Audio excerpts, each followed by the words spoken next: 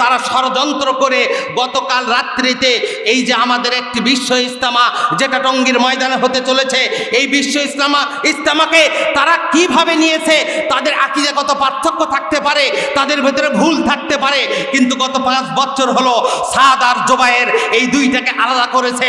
তৎকালীন বিগত সরকার তারা বুঝেই হোক না বুঝেই হোক ইহুদিদের চক্রান্তে, মুশরিকদের চক্রান্তে বাংলাদেশে আলেম ওলামাদেরকে অন্তত পক্ষে যারা দিনের দাওয়াতের কাজ করে, সাধারণ শ্রমিক, তারা সাধারণ মানুষ, এলেম কালামত জানে না, কিন্তু মানুষের দ্বারে দ্বারে মানুষকে 5 ওয়াক্ত নামাজের জন্য মসজিদে নিয়ে যায়। ওই তাবলিগের ভাইদেরকে 2টা ভাগ করেছিল ওই মুশরিকেরা ষড়যন্ত্র করে। গত রাত্রিতে ওই টঙ্গীর ময়দানে এমনভাবে নৃশংস তারা হত্যাযজ্ঞ চালালো, 4-5 জন ভাই আজকে শাহাদত বরণ করেছে।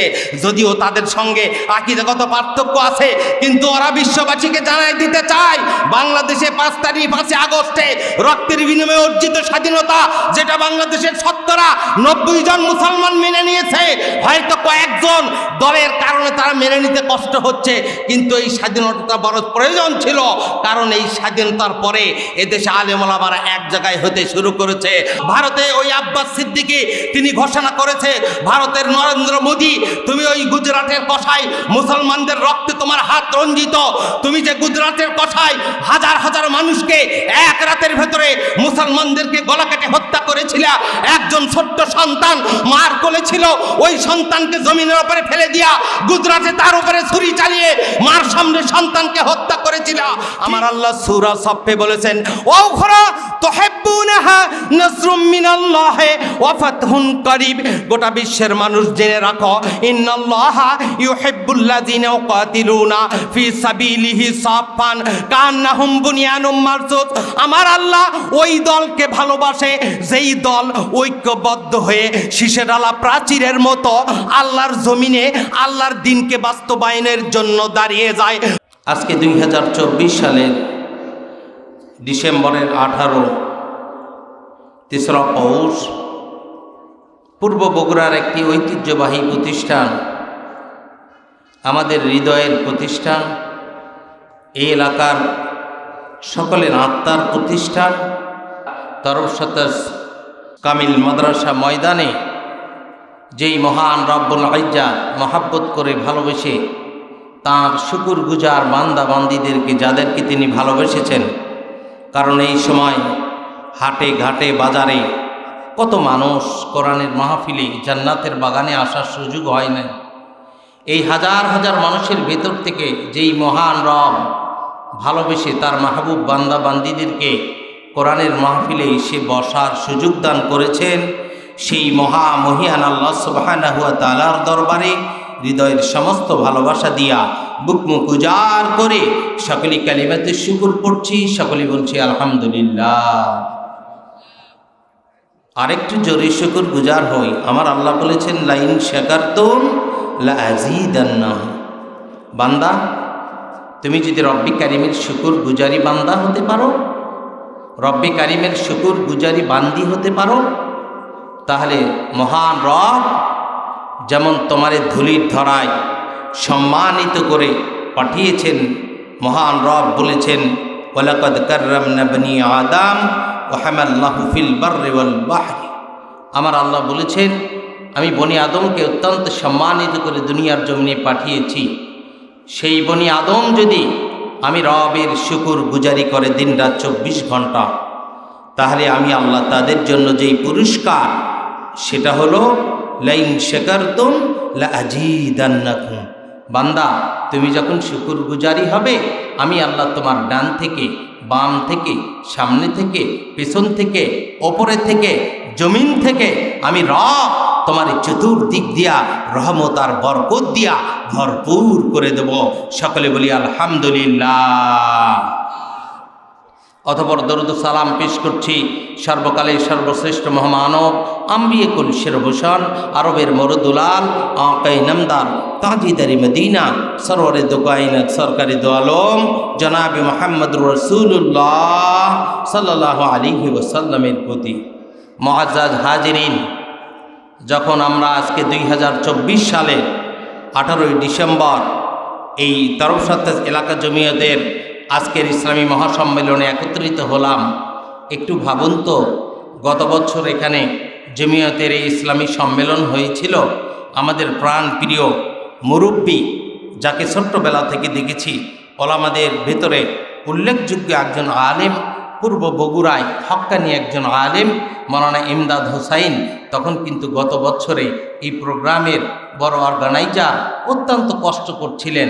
আমার মনে পড়ে এই প্রোগ্রামের কয়েকদিন পরে আমাদের সকলকে কাঁদিয়ে জমিয়তের একজন বড় হিতাকাঙ্ক্ষী, জমিয়তের একজন বড় কর্মী, আজীবন জমিয়তের মোবাল্লিগের দায়িত্ব পালন করেছে, বগুড়ার আনাচে কানাচে নয়, বাংলাদেশের অসংখ্য জায়গায় মাওলানা ইমদাদ জমিয়তের কাজে, বিশেষ করে কেন্দ্রীয় জমিয়তে তাকে আমি বহুতবার দেখেছি। উনি সব সময় যোগাযোগ বহন করতেন। আল্লাহর এই মেহমান আজকে 2024 সালের প্রোগ্রামে আমাদের সাথে নাই। আগামী 2025 সালে আবার যখন জমিয়তের এই সম্মেলন হবে, বলুন তো আমরা সকলেই কি থাকতে পারবো? সকলেই থাকার গ্যারান্টি নাই। কারণ আমার আল্লাহ বলেছেন, কুল্লু নাফসিন যায়কাতুল মাউত, পৃথিবীর জমিনে যারা এসেছ মৃত্যুর স্বাদ সকলকে গ্রহণ করতে হবে। কে কখন যাব রব্বি কারিম আমাদেরকে সেই সময়টা বলে দেয়নি, কিন্তু নিশ্চয়তার সঙ্গে বলেছে নিঃসন্দেহে তোমাদেরকে আমাদেরকে সকলকেই মৃত্যুর স্বাদ গ্রহণ করতে হবে। মৃত্যুর পরে মানুষ যেই জগতে যাবে সেটা হলো আলমে বারজাক, বারজাকের পরে মানুষ যেই জগতে যাবে সেটা হলো আলমে আখেরা। রব্বি কারিম ওই মহান রব যেদিন আমাদের সকলের কাছে ঘোষণা করবে লিমানিল মুলকুল ইয়াউম, আজকের দিনের অধিপতি কে? গোটা বিশ্বে যারা জুলুম করেছ, গোটা বিশ্বে যারা অন্যায় করেছ, গোটা বিশ্বে যারা অপকর্ম করেছ, এতিমের সম্পদ ভক্ষণ করেছ, এতিমের মাল নিজে রাতের অন্ধকারে নিয়েছ, সরকারি সম্পদ কুক্ষিগত করে নিয়েছ, মানুষের ওপরে নির্যাতন করেছ, অত্যাচার অবিচার করে গোটা দেশটা সমাজটাকে একটি নির্যাতনের স্টিম রোলার বানিয়েছ। লিমানিল মুলকুল ইয়াউম, আজকের এই দিনের অধিপতি আমি রব। আমি তোমাদেরকে কোরআন সব সফা আজকে তোমাদেরকে লেভেল প্লেইং ফিল করব। তোমাদের দুনিয়ার সমস্ত কর্মকাণ্ডের বিচার আমি রব্বি কারিম তোমাদের জন্য আজকে তোমরা এক এক করে আমার সামনে দাঁড়াবে। আমি তোমাদের জীবনের যৌবনকাল, তোমার জীবনের ওই বৃদ্ধকাল, তোমার জীবনের সময়, তোমার জীবনের অর্থ, তোমার জীবনের কর্মকাণ্ড, তুমি কোন পথে সম্পদ ব্যয় করেছ, আমি রব তোমাদেরকে ওই সম্পদের জন্য আজকে আমার কাছে জিজ্ঞাসিত না হওয়া পর্যন্ত এক পা তুমি সামনে অগ্রসর হতে পারবে না। ও মুসলমান, ওই দিন বড় বিপদে পড়ে যাব। লক্ষাধিক নবী রাসূলদের কোটি কোটি উম্মতেরা আমরা বড় বিপর্যস্ত হয়ে যাব ওই মাহশরের ময়দান। যদি আমার আল্লাহ রাব্বুল আলামিন আপনাকে আমাদের ভিতরে কাউকে রহমত করে, ওই রহমান ওই রহিম ওই আউয়ালুল আউয়ালিন যদি রহমত করে আপনারে আমারে একটু ক্ষমা করে, আমার আল্লাহ বলেছেন ফামান যুহজিহা আনিন নার ওয়া উদখিলাল জান্নাহ, যদি জাহান্নাম থেকে মুক্ত করে আর জান্নাতে প্রবেশ করায়, উলাইকা হুমুল মুফলিহুন, ওই মানুষটাই সবচেয়ে বড় সফল কাম। চিৎকার করে বলুন আল্লাহু আকবার। বাবা গো, ওই আখিরাতের মুক্তি আর জাহান্নাম থেকে মুক্তি পাওয়ার জন্য আর জান্নাতে যাওয়ার জন্য বাংলাদেশ জমিয়াতে আহলে হাদিস 1946 সালে বাংলা ভারত নিখিল বঙ্গভারতে একটি সংগঠন, তৎকালীন আব্দুল কাফি আল কুরাইশি রাহিমাহুল্লাহ একটি সংগঠনের ডাক দিয়েছিলেন। ওই সংগঠনের মূল মন্ত্র হলো লা ইলাহা ইল্লাল্লাহ।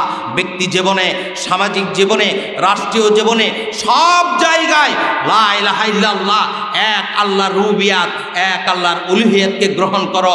লাত মানাত উজ্জা হবল যেমন মূর্তি পূজা, তেমনি বাজার পূজা, তেমনি মানুষের পূজা, তেমনি বাংলাদেশে যত শিরকিয়াতের আড্ডা আছে সমস্ত শিরকিয়াতের আড্ডাকে ভেঙে দিয়া তৌহিদবাদী মুসলমানেরা একটি কালেমাকে সমুন্নত রেখে ওই কালেমার পতাকায় ঐক্যবদ্ধ হয়ে লা ইলাহা ইল্লাল্লাহর পতাকা যেদিন পথ করে উড়বে, ওই দিনই বাংলাদেশের মানুষ প্রকৃত শান্তি আর সফল কাম হবে।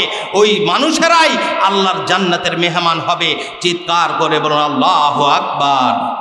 এই লক্ষ্য উদ্দেশ্যকে কেন্দ্র করে তৌহিদবাদী নির্ভেজাল তৌহিদি আন্দোলন জমিয়াতে আহলে হাদিস একটি সংগঠন গোটা বাংলা ভারতে এইভাবে তাদের কর্মকাণ্ড পরিচালনা করেছে। মরহুম মকফু ডক্টর আব্দুল কাফিউল কুরাইশি সাহেবের পরে 1961 সাল থেকে M A BARI, doctor M A বারি বাংলাদেশ ভারত নয় পৃথিবীর বেশ কয়েকটি ইসলামী রাষ্ট্রে যাকে অত্যন্ত সম্মানিত মেহমান হিসেবে তারা বাংলাদেশ থেকে যখনই সৌদি সরকার, জর্ডান সরকার, তৎকালীন ইউএসএ, বাংলাদেশ বিশেষ করে মুসলিম কান্ট্রি ওআইসিভুক্ত 57টি ইসলামী রাষ্ট্রের ভেতরে সবচেয়ে উল্লেখযোগ্য রাষ্ট্রে তাকে নিয়ে কোরআনের কথা শুনিয়েছে। তার বক্তব্য যখন অবলীলায় বক্তব্য দিতেন আল্লামা দেলাওয়ার হোসেন সাইদি, উনি যখন আমার আব্বার সঙ্গে রাত্রিতে একদিন গল্প করছিলেন, বলছিলেন ভাই সৌদি আরবে একটি অডিটোরিয়ামে বাংলাদেশে 3 জন তাদেরকে সম্মানিত মেহমান হিসেবে নিয়েছিল। ডক্টর এম এ বারির সঙ্গে আমি আমার জীবনে পরিচিত হলাম মক্কাতুল মুকাররমার একটি সেমিনারে। তাকে যখন দেখলাম, তিনি যখন আরবি ভাষায় বক্তব্য দিতেন, তার এই বক্তব্য, তার এই সম্মান, তার এই আলোচনা তারা শুনে এত মোহিত ছিল। তৎকালীন 17-18টি ইসলামী দেশের সব প্রতিনিধিরা তার সেখানে ছিল। হাজার হাজার মানুষের সামনে তিনি যে বক্তব্য পেশ করেছেন, ওয়াতাসিমু বিহাবলিল্লাহি জামিআ ওয়ালা তাফাররাকু, গোটা বিশ্বের মানুষের ঐক্যবদ্ধ হও, আল্লাহর রজ্জুকে শক্ত করে ধরো, আর আল্লাহর রজ্জুকে ধরার মাধ্যমে রব্বি কারিম তোমাদেরকে আবার ওই জান্নাতের ওই বাগানে, যেই বাগান থেকে দুনিয়া নামক গহ্বরে তোমাদেরকে নামিয়ে দেওয়া হয়েছিল, হযরত আদম থেকে শুরু করে পৃথিবীর শেষ মানুষটা পর্যন্ত ওই আল্লাহর জান্নাতের বাগানে আবার আল্লাহ ঐক্যবদ্ধভাবে আল্লাহর রজ্জুকে শক্ত করে ধরার জন্য আল্লাহ আমাদের সকলকে হাবল ধরে ধরে আবার জান্নাতে উঠে নেবে। চিৎকার করে বলুন ইনশাআল্লাহ। এই টপিক্সের ওপরে উনি আলোচনা করেছিলেন। আজকে তখন 2024 সালে আমি আপনাদের সামনে আলোচনা করছি। গত 5ই আগস্ট দেখেছেন বাংলাদেশে 25 দিনের একটি রক্তজ্ঞ এই আন্দোলনের মাধ্যমে ছাত্ররা যখন নিজের হাজার অধিক ছাত্ররা নিজের রক্ত দিয়ে দেশটাকে নতুন করে স্বাধীন করলো, ঠিক ওই সময় আমাদের চোখের সামনে ছোট্ট ছোট্ট কলিজার টুকরার রক্তে জমিন লালে লাল হলো, রাজপথ লালে লাল হয়েছিল। তৎকালীন বাংলাদেশের মানুষেরা মনে করেছিল বিগত 15-17 বছরের এই নৈরাজ্য বাংলাদেশে শোষণের বিরুদ্ধে কে দাঁড়াবে, এই নৈরাজ্যকার শোষণের পরিস্থিতির ওপর দিয়া গত 5 বছর হলো যখন আমি আপনাদের সামনে আজকে দাঁড়ালাম, আজকে কথা বলার জন্য বসে পড়লাম, ঠিক দুঃখের সঙ্গে বলতে হয় যেই 5 তারিখের স্বাধীনতা হাজার হাজার সন্তানদের রক্তের বিনিময়ে দেশটাকে লাল সবুজের নতুন পতাকাটা আমাদের সামনে তুলে ধরলো, ঠিক ওই সময় যখন ওলামায়ে কেরাম, আহলুল হাদিসের ওলামায়ে কেরাম, ওই নকশবন্দি পীরপন্থী ওলামায়ে কেরাম, হক্কানি ওলামায়ে কেরাম যখন ঐক্যবদ্ধ হতে শুরু করেছে, ঠিক ওই সময় এদেশের বিরুদ্ধে ষড়যন্ত্র থেমে নেই। পার্শ্ববর্তী দাদাবাবুরা যেই ষড়যন্ত্র 1946 সাল 47 সালে যখন দ্বিতীয় বিশ্বযুদ্ধ হয়, তখন থেকে এই দেশটাকে নিয়ে তারা সিনেমিনি খেলার একটি প্রচেষ্টায় তারা সর্বময় সবসময় তারা একটা লোলুপ দৃষ্টি বাংলাদেশের ওপরে রেখেছে। শুধু এটাই নয়, ভারতের মাটিতে 25-30 কোটি মুসলমানদের ওপরে নির্যাতনের স্টিম রোলার চালিয়ে ভারতের মাটিতে যখন তারা নামাজ পড়ে, মসজিদের সামনে ঢোল তবলা বাজিয়ে মুসলমানদেরকে নির্যাতনের স্টিম রোলার চালায়। ভারতে ওই আব্বাস সিদ্দিকী তিনি ঘোষণা করেছে, ভারতের নরেন্দ্র মোদী, তুমি ওই গুজরাটের কসাই, মুসলমানদের রক্তে তোমার হাত রঞ্জিত, তুমি যে গুজরাটের কসাই হাজার হাজার মানুষকে এক রাতের ভেতরে মুসলমানদেরকে গলা কেটে হত্যা করেছিল, একজন ছোট্ট সন্তান মার কোলে ছিল, ওই সন্তানকে জমিনের উপরে ফেলে দিয়া গুজরাটে তার উপরে ছুরি চালিয়ে মার সামনে সন্তানকে হত্যা করেছিল। ঠিক একই হত্যাকাণ্ড আজকে 2024 সালের আজকে 18ই ডিসেম্বর গতকালকেও ভারতের মাটিতে মুসলমানদের রক্তে রঞ্জিত হয়েছে। তারা ষড়যন্ত্র করে গতকাল রাত্রিতে এই যে আমাদের একটি বিশ্ব ইজতেমা যেটা টঙ্গীর ময়দানে হতে চলেছে, এই বিশ্ব ইজতেমাকে তারা কিভাবে নিয়েছে, তাদের আকীদাগত পার্থক্য থাকতে পারে, তাদের ভেতরে ভুল থাকতে পারে, কিন্তু গত 5 বছর হলো সাদ আর জোবায়ের এই দুইটাকে আলাদা করেছে। তৎকালীন বিগত সরকার তারা বুঝেই হোক না বুঝেই হোক, ইহুদিদের চক্রান্তে, মুশরিকদের চক্রান্তে বাংলাদেশে আলেম ওলামাদেরকে অন্তত পক্ষে যারা দিনের দাওয়াতের কাজ করে, সাধারণ শ্রমিক, তারা সাধারণ মানুষ, এলেম কালামত জানে না, কিন্তু মানুষের দ্বারে দ্বারে মানুষকে 5 ওয়াক্ত নামাজের জন্য মসজিদে নিয়ে যায়, ওই তাবলিগের ভাইদেরকে 2টা ভাগ করেছিল। গত 5 বছর আগে তাদের ভেতরে যুদ্ধ বাঁধিয়ে দিয়া মুসলমানের সঙ্গে মুসলমানদের যুদ্ধ বাঁধিয়ে ওরা ওখান থেকে খিলখিল করে হাসে। ভারতের মাটি থেকে আমার আল্লাহ সূরা মাইদার 82 নম্বর আয়াতে বলেছে, লা তাজিদান্না আসাদ্দান নাস আদাওয়াতান লিল্লাযিনা আমানুল হুদা ওয়াল্লাযিনা আশরাকু। গোটা বিশ্বের মানুষেরা জেনে রাখো, মুসলমানদের বিরুদ্ধে, মুমিনদের বিরুদ্ধে সবচাইতে নৃশংস যেই জাতি, ওই জাতিটার নাম হলো প্রথম ইহুদি, আর 2 নম্বরে হলো মুশরিক। ওই মুশরিকেরা ষড়যন্ত্র করে গত রাত্রিতে ওই টঙ্গীর ময়দানে এমনভাবে নৃশংস তারা হত্যাযজ্ঞ চালালো, 4-5 জন ভাই আজকে শাহাদত বরণ করেছে। যদিও তাদের সঙ্গে আকীদাগত পার্থক্য আছে, কিন্তু ওরা বিশ্ববাসীকে জানাই দিতে চায় বাংলাদেশে 5 আগস্টে রক্তের বিনিময়ে অর্জিত স্বাধীনতা, যেটা বাংলাদেশের 90 জন মুসলমান মেনে নিয়েছে, হয়তো কয়েকজন দলের কারণে তারা মেনে নিতে কষ্ট হচ্ছে, কিন্তু এই স্বাধীনতা বড় প্রয়োজন ছিল। কারণ এই স্বাধীনতার পরে এদেশে আলেম ওলামারা এক জায়গায় হতে শুরু করেছে। আমি তো আশা করি আগামী সময়, আগামী দিনটা হবে লা ইলাহা ইল্লাল্লাহর পতাকা, আল্লাহুল খালক ওয়াল আমর, আইন চলবে আল্লাহর। যেই রব্বি কারীম এই জমিনের মালিক, সেই রবের আইনের দিকে যখনই বাংলাদেশের ওলামায়ে কেরাম যেতে চলেছে, বাংলাদেশে ধর্ম মন্ত্রণালয়ের যিনি দায়িত্বে আছেন উপদেষ্টা ডক্টর খালিদ, তিনি বাংলাদেশে জমিয়তে আহলে হাদিসের অফিসে এসেছিলেন, তাদের সঙ্গে কুশল বিনিময় করেছে। এইভাবে তিনি যেই পদ্ধতি, যেইভাবে সমস্ত ওলামায়ে কেরামদের কাছে ডক্টর খালিদ, তিনি ধর্ম উপদেষ্টা, তিনি যে তাদেরকে একত্রিত করছে। আগামী সূর্য যখন একটি ইসলামী সূর্য উদিত হতে শুরু করবে, ঠিক এই সময় তারা একটি ষড়যন্ত্র করেছে। বিশ্বনবী যখন মক্কা থেকে মদিনায় আসলেন, প্রথম তিনি আসার পরে 3টা গোত্রকে পেয়েছিলেন, আওস আর খজরাজ। এই 2টা গোত্র ছিল মুশরিক, কিন্তু ইহুদিদের 3টা গোত্রকে আমার রাসূল সাল্লাল্লাহু আলাইহি সাল্লাম তৎকালীন মক্কা মদিনার মাটিতে এসে 3 জন ইহুদি গোত্রকে তিনি পেয়েছিলেন। বিশ্বনবী মাইগ্রেট করে মক্কা থেকে মদিনায় আসলেন। আসার পরে বনু কুরাইজা, বনু কাইনুকা আর বনু নজির, এই 3টা গোত্র, এরা হলো ইহুদি গোত্র। এরা আমার রাসূলের সঙ্গে মদিনা সনতের নামে একটি সমঝোতা চুক্তি স্বাক্ষর করেছে। শুধু এটাই নয়, মুসআব ইবনে উমাইর আমার রাসূলের কলিজার টুকরা সাহাবী, বিশ্বনবীর 1 বছর পূর্বে মদিনায় এসে তিনি ছিলেন অত্যন্ত সুন্দর, আল্লাহ রাসূলের মতো চেহারা। মুসআব ইবনে উমাইর তিনি আমার রাসূলের সঙ্গে রাসূলের পরামর্শে 1 বছর আগে মদিনা তৎকালীন ইয়াসরিব, ওই জায়গায় তিনি তার দাওয়াতে অভিযান পরিচালনা করতেছিলেন। আল্লাহ রাসূল সাল্লাল্লাহু আলাইহি সাল্লামের প্রিয় টকবকে যুবক একজন সাহাবী, আমার রাসূলের আত্মীয় বটে। ইসলামী স্টেট কায়েমের জন্য বিশ্বনবী প্রচেষ্টা চালাতে থাকলেন। ইহুদি গোত্র, বনু কুরাইজা, বনু কাইনুকা আর বনু নজর, এই 3টা গোত্র সবচেয়ে বেশি আমার রাসূলকে বারবার তারা এমনভাবে কষ্ট দিতে শুরু করলো, যেমন কষ্ট দিত আব্দুল্লাহ ইবনে উবাই ইবনে সলুল, তৎকালীন ওই মুনাফিক সর্দার আব্দুল্লাহ ইবনে উবাই। ঠিক তেমনি ওই ইহুদি গোত্র আমার রাসূলকে ওইভাবে কষ্ট দিতে শুরু করেছে। বিশ্বনবী যখন আসলেন, মুহাজির সাহাবীদেরকে আমার রাসূল ওই আনসারী সাহাবীদের সঙ্গে আল্লাহ রাসূল বলেছে, গোটা মুসলিম মিল্লাত একজন দ্বীনিয়াতের খাতিরে তারা হলো ভাই আর ভাই, সুতরাং তাদের সঙ্গে ভ্রাতৃত্বের বন্ধনে আবদ্ধ করে দিয়েছে। আওস খজরাজ গোত্রের মানুষেরা তারা ওই রাসূল সাল্লাল্লাহু আলাইহি সাল্লামের সমস্ত মুহাজির সাহাবীদেরকে নিজের ভাই হিসেবে তারা তাদেরকে গ্রহণ করেছে। আব্দুর রহমান ইবনে আউফ, তার সঙ্গে রবিয়া নামে একজন সাহাবী, তার সঙ্গে আল্লাহ রাসূল সাল্লাল্লাহু আলাইহি সাল্লাম ভ্রাতৃত্বের বন্ধনে আবদ্ধ করে দিয়েছে। আওস গোত্রের লিডারেরা, খজরাজ গোত্রের লিডারেরা ঐক্যবদ্ধ হয়ে আল্লাহর রজ্জুকে তারা শক্তভাবে ধরেছিল।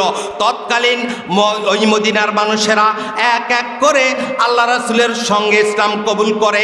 যেই বিশ্বনবীর চেহারা দেখে পূর্ণিমার চাঁদের চাইতে সুন্দর চেহারা আমার রাসূল যখন দেখে, আমার রাসূলের উপরে চেহারা, নিজের সুন্দর চেহারা দেখে বিশ্বনবীর দিকে অপলক দৃষ্টিতে তাকিয়ে থাকে। মদিনার মানুষেরা এক এক করে তারা মুশরিকেরা ইসলাম কবুল করতে শুরু করে দিল, শাহাদা বাক্য পাঠ করছে। ওই সময় আমার রাসূল সাল্লাল্লাহু আলাইহি সাল্লাম সমস্ত উম্মতে ও সমস্ত ওই মুহাজির আনসার সাহাবীদেরকে ভ্রাতৃত্ব বন্ধনে আবদ্ধ করে দিল। কারণ আমার রাসূল সাল্লাল্লাহু আলাইহি সাল্লাম আওস আর খজরাজ তৎকালীন গোত্রীয় যুদ্ধ এতটা মারাত্মক আকার ধারণ করত, সামান্য একজন আরেকজনকে সাপোর্ট আঘাত করার কারণে 10 বছর, 20 বছর, 30 বছর পর্যন্ত তারা এই যুদ্ধকে এগিয়ে নিয়ে যেত। বর্বর জাহেল জাতিদেরকে আমার রাসূল খায়রুল কুরুনে কারনি সবচাইতে স্বর্ণ যুগের দিকে তাদেরকে যখন নিয়ে আসে একজন ইহুদি লিডার, সে প্ল্যান করে প্রোগ্রাম করে যেইভাবে আজ সাদ গোষ্ঠী আর জুবায়ের এই দুইটা ভাই মুসলমান এদেরকে বিভ্রান্ত করার জন্য যেই ইহুদি নাসারারা মোশরিকেরা একটি পায়তারা ভারতের মাটি থেকে হোক আর ইসরায়েলের মাটি থেকে হোক বাংলাদেশের আলেম ওলামাদেরকে আলাদা করার জন্য পিস করে দেওয়ার জন্য তারা যে প্রপাগান্ডা চালাচ্ছে, তারা যে পরামর্শ চালাচ্ছে, এই পরামর্শের অংশ আল্লাহ রাসূল সাল্লাল্লাহু আলাইহি ওয়াসাল্লামের সময়ও ঠিক আউস খজরাত গোত্রের ভেতরে তারা একটি কথা, সামান্য একটি কথা তাদের ভিতরে বিস্তার লাভ করেছিল। এই ইহুদি নেতা, তার নাম আব্দুল্লাহ ইবনে সালাম, এই নেতাটা তিনি তখন আউসের লিডারকে বললেন, তোমরা না 100 বছর হলো এক গোত্র আর এক গোত্রের চেহারা দেখো না, ওরা তো তোমাদের চিরশত্রু, আজকে মুসলমান হয়েছো, শাহাদা বাক্য পাঠ করেছো, মুহাম্মদ বিন আব্দুল্লাহ মক্কা থেকে মদিনায় আসলো, ইসলামী স্টেট কায়েম করে, ইসলামী স্টেট ঘোষণা করে তিনি নেতৃত্ব গ্রহণ করেছিল। ওই খজরাজের নেতৃত্ব আব্দুল্লাহ ইবনে ওবায়ের পাওয়ার কথা, আর আউস গোত্রের নেতৃত্ব সাদ ইবনে মুআজ পাওয়ার কথা। তোমরা কেন মুহাম্মদ বিন আব্দুল্লাহকে তার এই নেতৃত্ব মেনে নিয়া কেন তারে তোমরা নিজের উচ্চ আসনে তোমরা বসে দিয়েছিলে? আমার ভাইরা, ওয়াতাসিমু বিহাবলিল্লাহি জামিআন, এই ব্যাখ্যায় এসেছে আল্লাহ রাসূল সাল্লাল্লাহু আলাইহি ওয়াসাল্লাম বলেছেন, রাইসুল মুফাসসিরিন আব্দুল্লাহ ইবনে আব্বাস বলেছেন, যদি ঐক্যবদ্ধ হয়ে আল্লাহর রজ্জুকে শক্ত করে ধরে, তাহলে গত কয়েকদিন আগে প্রায় 54 বছর সিরিয়াতে বাশারের পিতা আল আসাদের, যেই বাশার আল আসাদের পিতা, তিনি যেমন ওই সিরিয়ার মাটিতে একের পর এক নির্যাতন করেছে, গত 24 বছর হলো সিরিয়ার সমস্ত খণ্ড খণ্ড গোত্র মুজাহিদেরা 12-14টি বড় বড় মুজাহিদ বাশার আল আসাদের বিরুদ্ধে গৃহযুদ্ধে লিপ্ত ছিল। আজকে তারা 24 বছর পরে গত কয়েকদিন আগে সিরিয়া দখল করে নিয়েছে। বিজয় হয়েছে মুজাহিদদের, বিজয় হয়েছে মুসলমানদের। ঠিক একইভাবে বাংলাদেশে আলুল হাদিস, হানাফি, নকশবন্দি, পীরপন্থী ওলামায়ে কেরাম, হক্কানি ওলামায়ে কেরাম তখন যখন ঐক্যবদ্ধ হয়ে এদেশে একটি সুশাসিত সুন্দর সমাজ প্রতিষ্ঠার জন্য সামনের দিকে এগিয়ে যাচ্ছে, ঠিক ওই সময় এই ওলামাদের ভেতরে ভাঙ্গন সৃষ্টি করার জন্য তারা একটি পায়তারা শুরু করেছে। মুসলমান জমিয়তে আহলে হাদিস আমাদেরকে আহ্বান করে সমস্ত দলাদলিকে ভুলে যে, সমস্ত ভেদটাকে ভুলে যে, সমস্ত মনের কুটিলতাকে ভুলে যে আগামী একটি ইসলামী রাষ্ট্র, আগামী একটি ইসলামী সমাজ প্রতিষ্ঠার জন্য যখন আমাদেরকে ডাক দেবে, তখন ঐক্যবদ্ধ হয়ে মনের ভিতরে সমস্ত ইখতিলাফি চিন্তাকে ভুলে যে এক আল্লাহর রুবুবিয়াত উলুহিয়াতকে গ্রহণ করে ওয়াতাসিমু বিহাবলিল্লাহি জামিআ ওয়ালা তাফাররাকু, এই আয়াতের প্রকৃত শিক্ষা অন্তরের ভেতরে নিয়ে মনের ভিতরে এটা রাখা যাবে না কে আলুল হাদিস, কে হানাফি, কে নকশবন্দি, কে পীরপন্থী, কে কি, এই সব আকীদাগতভাবে ঐক্যবদ্ধ হয়ে সালফে সালেহিনের মতো একটি সালাফি মানহাজের ইসলামী ঐক্য গঠন করে এদেশে আলেম সমাজেরা ঐক্যবদ্ধ হবে। ঠিক এই ঐক্যকে ফাটল ধরার জন্য তাবলীগ জামাতকে নিয়ে যেমন ষড়যন্ত্র করছে, আহলুল হাদিসকে নিয়ে তেমনি ষড়যন্ত্র করবে। 5 আগস্টের স্বাধীনতা যাদের পছন্দ হয় নাই, এত ছোট্ট ছোট্ট কলিজার টুকরো রক্তের বিনিময়ে এই লাল সবুজের পতাকাটাকে আবার নতুন করে নেওয়া হয়েছে। যদি কোনো ভারতের দাদা বাবুরা আর একবার এই স্বাধীনতাকে নস্যাৎ করার জন্য কোনো পায়তারা শুরু করে, দ্বিতীয় বৃহত্তম মুসলিম রাষ্ট্র, এই রাষ্ট্র ইখতিয়ার উদ্দিন মোহাম্মদ বখতিয়ার খিলজির রক্ত, শাহজালাল শাহ মখদুমের রক্ত, হাজার হাজার গুম হওয়া মানুষের রক্ত গত 15 বছর এই দেশে পড়েছে। আয়না ঘরের মতো একটি নিকৃষ্ট, ওই গুয়াতনামা কারাগারের মতো একটি নিকৃষ্ট কারাগার করে মানুষদেরকে নির্যাতন করে যেই 15-17 বছর মানুষদের উপরে স্টিম রোলার চালিয়েছ, আল্লাহর কসম করে বলি আগামী 50 বছরের ভেতরে এই ধরনের কুলাঙ্গার যদি মাথাচাড়া দিতে চায়, ভারতের দাদা বাবুরা ষড়যন্ত্র করে, ইসরায়েল থেকে মোসাদ ষড়যন্ত্র করে, ভারতের ষড়যন্ত্র করে, এই ষড়যন্ত্রকে রুখে দেওয়ার জন্য মুসলমান গোষ্ঠীরা যেইভাবে আমার রাসূল সাল্লাল্লাহু আলাইহি ওয়াসাল্লাম তৎকালীন মদিনাতে প্রথমে ধরেছিল বনু কাইনুকাকে, এরপরে বনু কাইনুকা একজন মুসলমান সন্তানকে তারা হত্যা করেছিল। আমি যুবকদেরকে তোমাদেরকে বলি, আমরা তোমাদেরকে এমন একটি কথা বলতে চাই, ওই বনু কাইনুকার একটা সন্তান নিকৃষ্ট মুসলমান একজন মেয়ে, তিনি পর্দা ফরজ হয়েছে, হেজাব পরে পর্দা করে যখনই তিনি বাজারে গিয়েছিলেন একজন খর্নাকারের ঘরে তিনি যখন গেলেন, তারা তখন তাকে বেইজ্জত করেছিল। একজন মুসলমান টকবকে যুবক ওই দৃশ্য দেখে তিনি সহ্য করতে পারেনি, হেজাবের উপরে যখন ইহুদিরা আঘাত করেছে, তার পিছন থেকে কাপড়টা উঠিয়ে ফেলেছে, মহিলাটা বিবস্ত্র হয়েছে। এমন একটা সময় ওই নওজোয়ান সাথে সাথে নিজের খঞ্জর বের করে তার বুকে চালিয়ে দিয়েছিল। ইহুদি ছেলেটাকে যখন হত্যা করলো আমার রাসূল, তখন ওই সংবাদটা মদিনাতে বসে পাইল, কাইনুকার একটা সন্তানকে মুসলমানেরা হত্যা করেছে। মুসলমান যুবকটা বলেছে, আমি রব্বে কারিমকে রব হিসেবে স্বীকার করেছি। আমার আল্লাহ সূরা হামিম সিজদার 30 নম্বর আয়াতে বলেন, গোটা বিশ্বের মানুষেরা জেনে রাখো, গোটা বিশ্বের মানুষেরা জেনে রাখো, ইন্নাল্লাযিনা ক্বালু রাব্বুনাল্লাহ সুম্মা ইসতাকামু তাতানাজ্জালু আলাইহিমুল মালায়েকা আল্লা তাখাফু ওয়ালা তাহজানু ওয়াবশিরু বিল জান্নাতিল্লাতী কুনতুম তুআদুন। গোটা বিশ্বের মানুষেরা রে, এক আল্লাহকে রব হিসেবে স্বীকার করে নিয়েছো তোমরা, ওই আল্লাহর ওপরে, রবের ওপরে ইস্তেকামাত থাকো। ওই সন্তান রবের ওপরে ইস্তেকামাত থাকার কারণে তৎকালীন কাইনুকার মানুষেরা, ইহুদিরা তার গলা কেটে আবার ওই টকবকে যুবককে শাহাদতের পিয়ালা পান করায় দিল।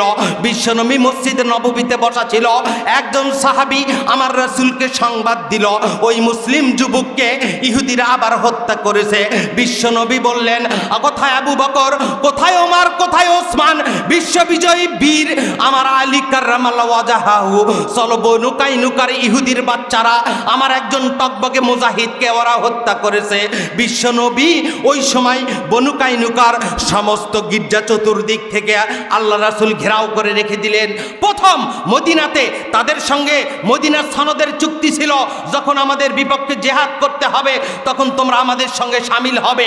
মদিনাকে প্রোটেকশন দেওয়ার জন্য তোমরা নিজেরা হত্যা করলে, আওস খদরার গোত্রের ভেতরে তোমরা যুদ্ধ বাজিয়ে দিলে।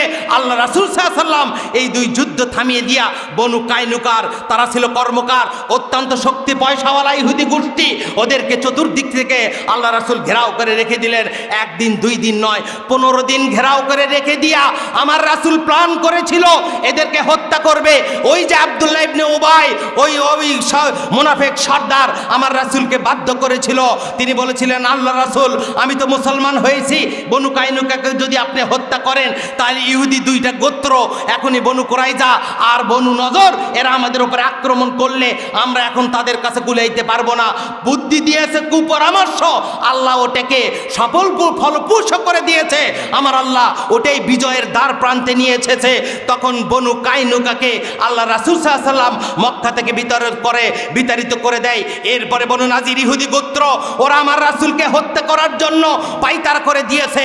আল্লাহ রাসূল সাল্লাল্লাহু আলাইহি ওয়াসাল্লাম এরকম একটি ওয়ালের পাশে বিশ্বনবীর সঙ্গে হযরত আবু বকর, হযরত ওমর ইবনে খাত্তাব, তখন তাদের কাছ থেকে হত্যার একটা প্রতিশোধ নেওয়ার জন্য বনু নাজির গোত্রের কাছে আমার রাসূল যখন গেল, ইহুদির বাচ্চারা বলল, ইয়া রাসূলুল্লাহ, আপনি যখন এসেছেন সম্মানিত মেহমান, আপনি এই ওয়ালের পাশে আপনি চুপটি করে বসে যান, আমরা এই হত্যার জন্য জরিমানাটুকু আপনার কাছে দেব। বিশ্বনবী বসে আছে, আবার ইহুদি গোষ্ঠী আমার রাসূলকে হত্যার ষড়যন্ত্র করলো। ওরা ওই ওয়ালের ওপর থেকে বিশ্বনবীর উপরে চাটকি ফালানোর জন্য লোহার একটি বর্ম আমার রাসূলের মাথায় ফেলিয়ে দেবে। বিশ্বনবীকে হত্যার সমস্ত পরিকল্পনা করেছে।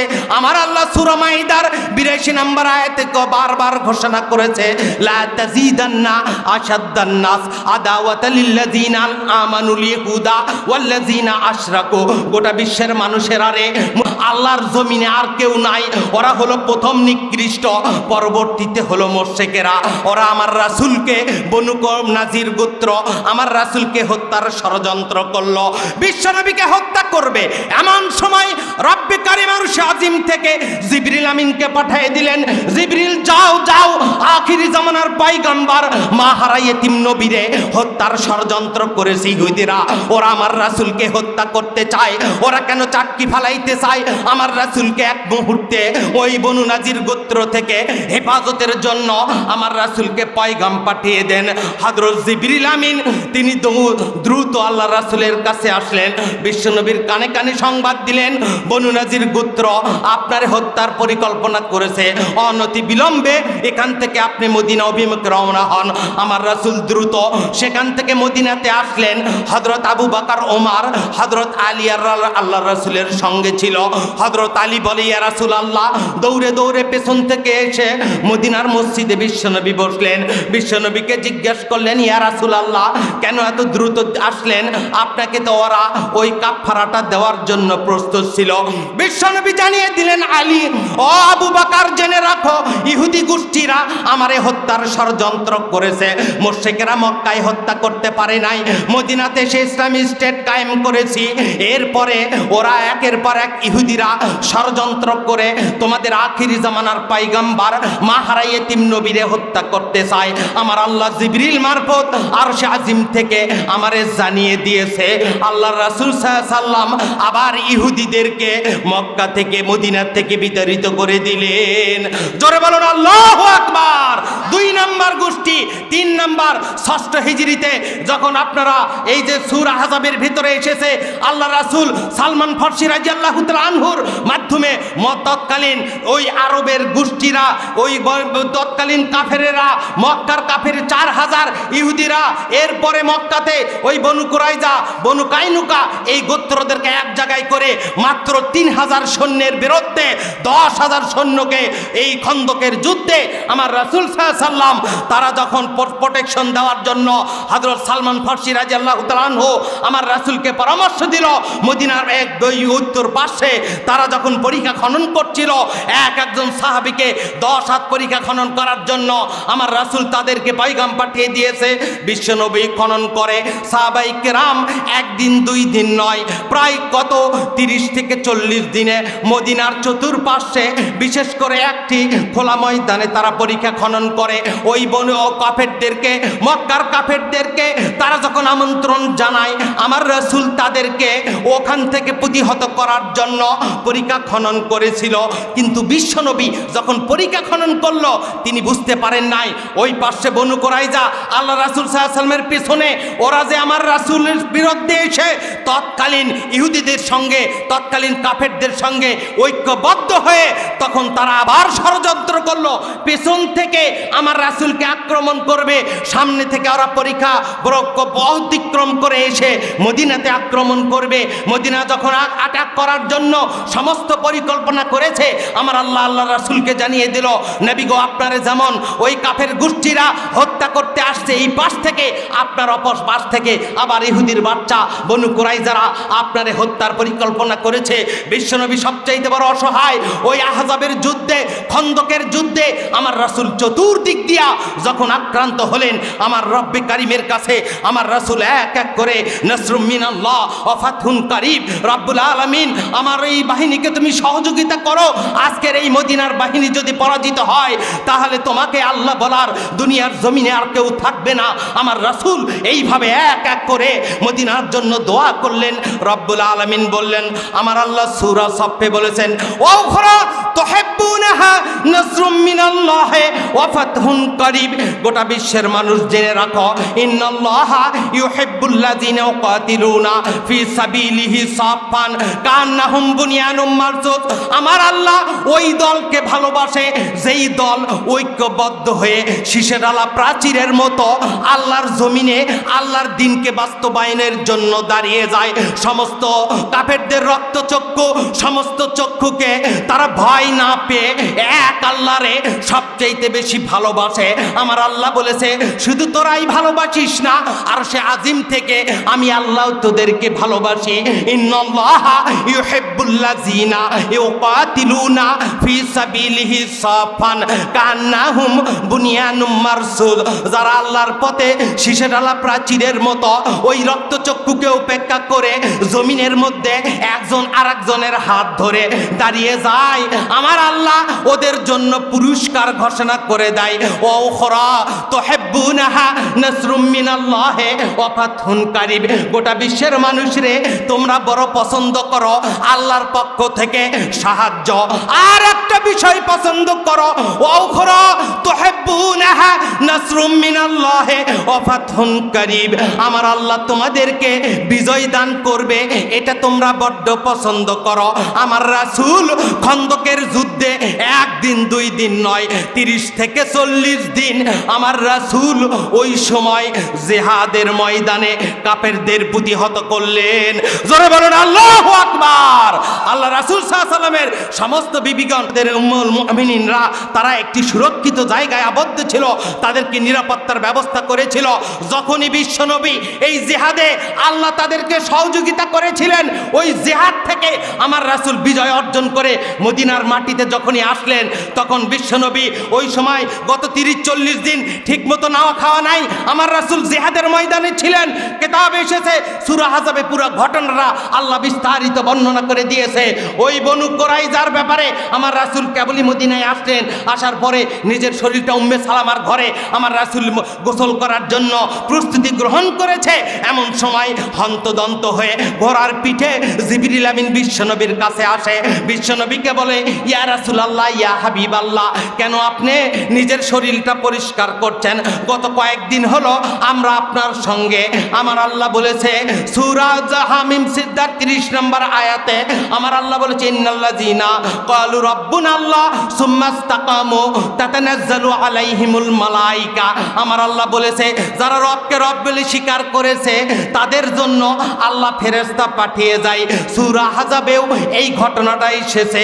আমার রাসূলকে সহযোগিতার জন্য খন্দকের যুদ্ধে আল্লাহ ফেরেশতা দিয়ে তাদেরকে সহযোগিতা করেছিলেন। জোরে বলুন আল্লাহু আকবার। আল্লাহ রাসূল সাল্লাল্লাহু আলাইহি ওয়াসাল্লাম বুখারী বর্ণনায় এসেছে বিশ্বনবী শরীরটা পরিষ্কারের জন্য গোসল করতেছিলেন, হযরত জিবরিল আমিন এসে বললেন, ইয়া রাসূলুল্লাহ, ইয়া হাবিবাল্লাহ, নবী গো আপনি আসেন, ওই বনু কুরাইজা আপনাদের বিরুদ্ধে এই পাশ থেকে আক্রমণ করতে চেয়েছিল, আমার আল্লাহ সতর্ক করেছে, যান যান, বনু কুরাইজাকে ধ্বংস না করা পর্যন্ত, ইহুদির বাচ্চাদেরকে মদিনার থেকে না বিতাড়িত করা পর্যন্ত আপনার এক মুহূর্ত বসার কোনো সুযোগ নাই। আল্লাহ রাসূল চলে গেলেন, সাহাবায়ে কিরাম চলে গেলেন। সংক্ষেপ করে বলি, আমার চাচা এসেছে, সংক্ষেপ করে বলি, এই ইহুদি সর্বশেষ গোত্র বনু কুরাইজা আমার রাসূল সাল্লাল্লাহু আলাইহি ওয়াসাল্লাম তাদেরকে যে চতুর্দিক থেকে ঘেরাও করেছেন, তাদেরকে আটক করে ফেললেন। হযরত সাদ ইবনে মুআজ, আউস গোত্রের লিডার, টকবকে যুবক, ওই খন্দকের যুদ্ধে তিনি হাতে রক্তাক্ত হয়েছে, তার শরীর থেকে রক্ত প্রবাহিত হচ্ছে, অসুস্থ অবস্থায় আমার রাসূলের কাছে গেলেন। বনু কুরাইজার ইহুদির বাচ্চাদেরকে আল্লাহ রাসূল সাল্লাল্লাহু আলাইহি ওয়াসাল্লাম ওই সাদ ইবনে মুআজের পরামর্শে একজন দুইজন নয়, আজকে যে মদিনা, এই মদিনাতে 600 থেকে 700 ইহুদিকে গলা কেটে আমার রাসূল কবর দিয়েছিল ইহুদিদের। আমি আপনাদেরকে বলছি, বাংলাদেশের ওপরে মোসাদের নজর আছে, রয়ের নজর আছে, দাদা বাবুদের নজর আছে, সারা জীবনের শত্রুতা বাংলাদেশের সঙ্গে করেছে। যদি মোদী সরকার আবার এই দেশের ওপরে নীরব দৃষ্টি তাকায়, আলেমদেরকে বিভক্ত করার জন্য সাদ আর জুবায়ের গোত্র দিয়ে এই মুসলমানদেরকে হত্যার প্রচেষ্টা চালায়, আল্লাহর কসম করে বলি, প্রতিটা সদস্য জমিয়তে আহলে হাদিসের প্রতিটা সদস্য গ্রামগঞ্জে ওই ইসকনকে প্রতিহত করার জন্য, মুশরিকদের প্রতিহত করার জন্য, গুজয়ে হিন্দের জন্য আল্লাহ রাসূলের ঘোষিত দুইটা দল যারা আল্লাহ রাসূলের সুসংবাদ প্রাপ্ত, ওই গুজয়ে হিন্দে অংশগ্রহণ করে নিজের তাজা রক্ত দিয়া যারা আল্লাহর জমিনকে, আল্লাহর জমিনে আল্লাহর দ্বীনকে প্রতিষ্ঠা করতে চায়, দুই হাত তুলে জমিয়তের সমস্ত কর্মীরা আল্লাহর দ্বীনকে প্রতিষ্ঠা করার জন্য, নিজের তাজা রক্ত ঢেলে দেওয়ার জন্য ভারতের বিরুদ্ধে একটা জমিয়তের সৈনিকেরা আগামীতে প্রস্তুত থাকবে। দুই হাত উত্তোলন করে আমার আল্লাহরে দেখিয়ে দাও, লিল্লাহে তাকবীর, লিল্লাহে তাকবীর, আল কোরআনের আলো। রব্বুল আলামিন আল্লাহ তুমি দেখো, এই বাংলা তরফ সরতাজ কামিল মাদ্রাসার ময়দান থেকে যদি কোনো হিন্দু, কোনো মুশরিক আল্লাহর রাসূলের বিরুদ্ধে, আমার আল্লাহর কোরআনের বিরুদ্ধে, ইসলামী সমাজের বিরুদ্ধে দাঁড়ায়, তাদের বিরুদ্ধে আল্লাহর জমিনে তাজা রক্ত লাগলে আমরা সকলেই প্রস্তুত আছি। সকলেই বলেন আল্লাহুম্মা আমিন।